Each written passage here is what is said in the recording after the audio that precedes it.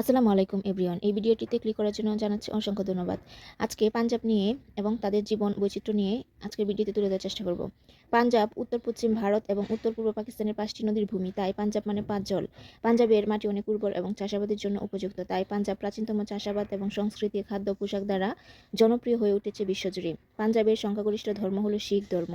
শিখ ধর্ম বলতে বোঝায় সমতা, সামাজিক ন্যায় বিচার এবং অন্যান্য ধর্মের প্রতি সহনশীলতা। শিখ ধর্মের অপরিহার্য বার্তা। শিখ ধর্মের পবিত্রতম মন্দিরের মধ্যে স্বর্ণ মন্দির উল্লেখযোগ্য একটি। পাঞ্জাবের উৎসাহী মানুষ ঢুলের তালে তালে দামার নাচ উপভোগ করে। পাঞ্জাব পুরুষদের পাগড়ি হলো কুর্তা পায়জামা এবং নারীদের ঐতিহ্যবাহী পোশাকের অংশ হিসাবে পাতিয়ালা স্যুট পছন্দ করেন।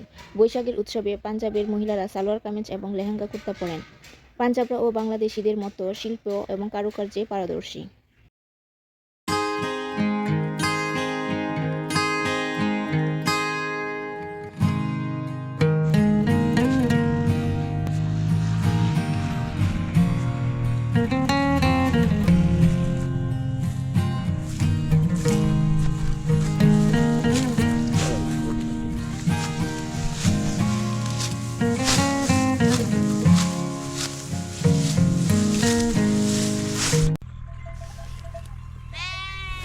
পাঞ্জাবদের মাটির ঘরের ডিজাইন অত্যন্ত আকর্ষণীয়।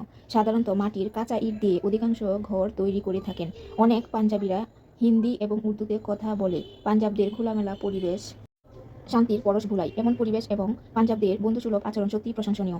পাঞ্জাবিরা গবাদি পশুপালন এবং কৃষি নির্ভর বলা চলে।